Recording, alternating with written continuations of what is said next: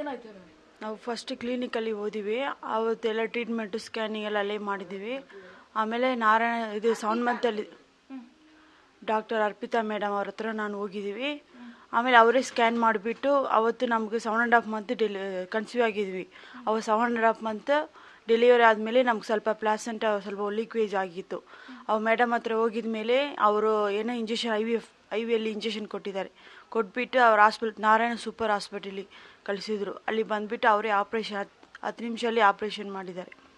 Operation ಮಾಡಿಬಿಟ್ಟು 3 ಮಗಳು ತೆಗೆದುಬಿಟ್ಟು ಆವಾಗ 6 hours ಒಂದು ಮಕ್ಕಳು ಇತ್ತು. ಆವಾಗ ಬೆಳಗ್ಗೆನೇ ತೀರೋಗಿದೆ ಅಂತ ಹೇಳಿದ್ದಾರೆ. ನಾವು ನೋಡಿಲ್ಲ. ಅವು 2 ದಿನ ಬಿಟ್ಟು ಪಾಪು ಎಲ್ಲ ಕಳಿಸಿ ನೋಡಿದ್ರು ನಮಗೆ. ಪಾಪು ಚೆನ್ನಾಗಿದೆ, ಮೇಲುಗಡೆ ಇದ್ದಾರೆ ಅಂತ ಹೇಳಿದರು. ಆಮೇಲೆ ನಮಗೆ ತೀರೋಗಿದೆ ಅಂತ ಹೇಳಿದರು. 2 ಪಾಪು ಚೆನ್ನಾಗಿದೆ, ಅವು ವೆಂಟಿಲೇಷನಲ್ಲಿ ಎಲ್ಲ ಟ್ರೀಟ್ಮೆಂಟ್ ಎಲ್ಲ ಮಾಡ್ತೀವಿ ಅಂತ ಹೇಳಿದರು ಮೇಡಮ್. ಎಲ್ಲ ಚೆನ್ನಾಗಿದೆ, ಅವ್ರಿಗೆ 90% ಎಲ್ಲ ಗ್ಯಾರಂಟಿ ಕೊಡ್ತಾಯಿದ್ವಿ.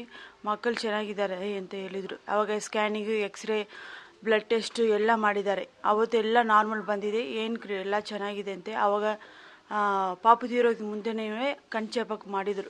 ಆಚೆ ಕಡೆ ಡಾಕ್ಟ್ರು ಬಂದಿದ್ದಾರೆ. ಅವು ಕಣ್ ಚೆಕಪ್ ಮಾಡಿದ ಮೇಲೆ ಎಲ್ಲ 2 ಕಡೆ ಚೆನ್ನಾಗಿದೆ, ಪಾಪೆಲ್ಲ ಚೆನ್ನಾಗಿದ್ದಾರೆ, ಆ್ಯಕ್ಟಿವೇಷನಲ್ಲಿದ್ದಾರೆ ಯಾವತ್ತು ಹೇಳಿದರು. ಅವು 10 ಗಂಟೆಗೆ ನಾನು ಹಾಲು ಕೊಡೋಕೆ ಹೋಗಿದ್ದೀನಿ, 11 ಗಂಟೆಗೆ ಹಾಲು ಕೊಡೋಕೆ ಹೋಗಿದ್ದೀನಿ. ಅವತ್ತು ಚೆನ್ನಾಗಿದ್ದಾರೆ, ಪಾಪು ಚೆನ್ನಾಗಿದ್ದು ಆ್ಯಕ್ಟಿವೇಷನ್ ಇದ್ದಾರೆ. ಎಲ್ಲ ಅವ್ರ ಕಾಲು ಅಲ್ಲಾಡಿಸಿದ್ರು, ಎಲ್ಲ ಚೆನ್ನಾಗಿದ್ರು. ಬೆಳಗ್ಗೆ ನೋಡಿದ ಮೇಲೆ 6:30 ನಮ್ಗೆ ಹೇಳಿದ್ರು ಪಾಪು ಹಿಂಗಿದೆ ಅಂತ ಹೇಳಿದರು, ಕ್ರಿಟಿಕಲ್ ಇದೆ ಅಂತ ಹೇಳಿ. ಅವ್ರು ನೋಡಿದ ಮೇಲೆ ಪಾಪು ಒಂಥರ ಉಸಿರಾಡಿದ್ದಾರೆ ಅಂದೆ. ಅವತ್ತು ಯಾವ ಡಾಕ್ಟ್ರು ಇಲ್ಲ, ಡ್ಯೂಟಿ ಡಾಕ್ಟ್ರು ಯಾರೂ ಇಲ್ಲ ಒಳಗಡೆನೆ. ಆಮೇಲೆ 7 ಗಂಟೆಗೆ ಒಂದು ಡಾಕ್ಟ್ರು ಬಂದು ನೋಡಿಬಿಟ್ಟು ಇಲ್ಲ ಪಾಪು ಹಿಂಗೆ ಕ್ರಿಟಿಕಲ್ ಇದೆ ಅಂತ ಹೇಳ್ಬಿಟ್ಟು ಹೋದರು ಅಷ್ಟೇ. ಆಮೇಲೆ 8:30 9 ನಮ್ಮ ಯಜಮಾನ್ರು 7 ಗಂಟೆಗೆಲ್ಲ ಬಂದಿದ್ದಾರೆ.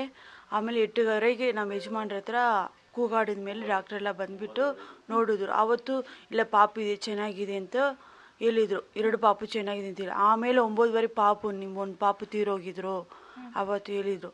ಅವತ್ತು ಒಂದಿನ ಬಿಟ್ಟು ಇನ್ನು 2 ಅವರ್ ಬಿಟ್ಟು 1:30 2 ಗಂಟೆಗೆ ಪಾಪು ತೀರೋಗಿದ್ರು ಹಂಗೆ ಹೇಳಿದರು ಡಾಕ್ಟ್ರು. ಯಾವ ಡಾಕ್ಟ್ರು ಹೇಳಿಲ್ಲ. ನೀವು ಅಲ್ಲೇ ಇದ್ರಿ ಅಂದ್ರೆ ಡಾಕ್ಟರ್ ನಿರ್ಲಕ್ಷ್ಯನೇ ಕಾರಣನಾ, ನೆಗ್ಲಿಜೆನ್ಸಿ ಮೇನ್ ರೀಸನ್? ಡಾಕ್ಟರ್ಸೇ ಇರಲಿಲ್ಲ?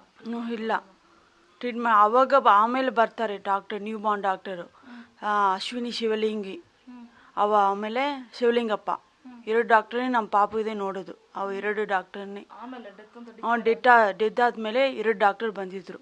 ಅದೇ Narayana super speciality multi speciality. ಚೆನ್ನಾಗಿತ್ತು, ಪಾಪು ಹಾಲೆಲ್ಲ ಕುಡಿಸಿದ್ರು, ಎಲ್ಲ ಚೆನ್ನಾಗಿತ್ತು. ಅವತ್ತೆಲ್ಲ ಏನೇನಿಲ್ಲ, ಎಲ್ಲ ನಾರ್ಮಲ್ ಇದೆ, ಕಂಡೀಷನ್ ಚೆನ್ನಾಗಿದ್ದಾರೆ. ಅವರು ಗುರುವಾರ ನಾನು ಆಕ್ಸಿಜನ್ ವೆಂಟಿಲೇಷನ್ ತೆಗೆದುಬಿಟ್ಟು ಆಕ್ಸಿಜನ್ ಹಾಕ್ತೀನಿ ಅಂತ ಹೇಳಿದರು ಮೇಡಮ್. ಗುರುವಾರ 3 ಮಕ್ಕಳು ಈಗ ಆಸ್ಪತ್ರೆ ನಿರ್ಲಕ್ಷ್ಯದಿಂದನೇ ಹೋಗಿರೋದು. ಏನಂತೀರ, ಇಂಥ ನಿಮ್ಗಾಗಿರೋ ಪರಿಸ್ಥಿತಿ ಬೇರೆಯವ್ರಿಗೆ ಆಗಬಾರ್ದು? ಬೇರೆಯವ್ರಿಗೆ ಆಗಬಾರ್ದು ಅಂತ ಹೇಳಿದ್ದೀನಿ. ಅದು ಮುಂಜಾನೆ ಪೇಷಂಟ್ ಬಂದಾಗ ಮುಂಜಾನೆ ಪೇಷಂಟ್ ಕಂಡೀಷನ್ ಹೆಂಗಿದೆ ಅಂತ ಫಸ್ಟ್ ಮುಂಜಾನೆ ಹೇಳ್ಬೇಕು. ಅವ್ರು ಏನು ಹೇಳಿಲ್ಲ, ಎಲ್ಲ ಚೆನ್ನಾಗಿದೆ, ಫಸ್ಟ್ ಬಿಲ್ ಕಟ್ಟಬೇಕು ಹಂಗೆ ಹೇಳಿದರು. ಫಸ್ಟ್ ಅವ್ರು ದುಡ್ಡು ಕಟ್ಟಬೇಕು ಫಸ್ಟ್ ಹಂಗೆ ಹೇಳಿದರು. ಆಮೇಲೆ ಪಾಪು 1 ಲಕ್ಷ ಕಟ್ಟಿದ ಮೇಲೆ ಪಾಪು ಚೆನ್ನಾಗಿದೆ ಫಸ್ಟ್ ದುಡ್ಡು ಕಟ್ಟಿದ್ರೆ ಫಸ್ಟ್ ಹೇಳಿದರು ಅವರು. ಮಗು ಮೇಲೆ ಈಗ ನೀವು 100 ಕನ್ಸ್ಕೊಂಡಿರ್ತೀರ, ಮಕ್ಕಳು ಇಲ್ಲ, ಅದೇ ಬೇಜಾರಾಗ್ಬಿಟ್ಟಿದೆ. ನಾವು ಎಷ್ಟು ಬೇಜಾರು ಮಾಡ್ಕೊಂಡಿದೀವಿ. ಪಾಪು ಇಲ್ಲ ಅಂತ ಎಷ್ಟು ದೇವರ ಹತ್ರ ಹೋಗಿ ನಾವು ಕೇಳ್ಕೊಂಡ್ಬಿಟ್ಟು ಎಲ್ಲ ಮೆಡಿಸಿನ್ ಎಲ್ಲ ತೊಗೊಂಡ್ಬಿಟ್ಟು ಎಲ್ಲ ಹಾಕಿದ್ವಿ. ಹುಟ್ಟಿದ್ರಂತೆ ಎಷ್ಟು ನಾನು ಖುಷಿಯಾಗಿದ್ದೀವಿ. ಅದು ಒಂಥರ ಬೇಜಾರಾಗಿದೆ. 6 ವರ್ಷದಿಂದ ಮಕ್ಕಳು ಎಲ್ಲ IVF ಎಲ್ಲ ಮಾಡಿದ ಮೇಲೆ ಸಕ್ಸಸ್ ಆಗಿಲ್ಲ. ಇವಾಗ ಅವ್ರ ಮೇಡಮ್ ಹತ್ರ ಹೋಗಿದ ಮೇಲೆ ಸಕ್ಸಸ್ ಪಾಪು ಹುಟ್ಟಿದೆ ಅಂತೆ ನಾನು ಒಂಥರ ಖುಷಿಯಾಗಿದ್ದೀವಿ. ಇವಾಗ ಪಾಪಿಲ್ಲ ಅಂತ ಒಂಥರ ಬೇಜಾರಾಗಿದೆ. ಡೆಲಿವರಿ ಆಗಿದ್ದು ಯಾವಾಗ? ಅದು ಸೆಪ್ಟೆಂಬರ್ 12. ನ್ಯೂಸ್ ಫಸ್ಟ್ ನಿರ್ಭೀತಿಯಿಂದ ನಿಮ್ಮ ಪರವಾಗಿ.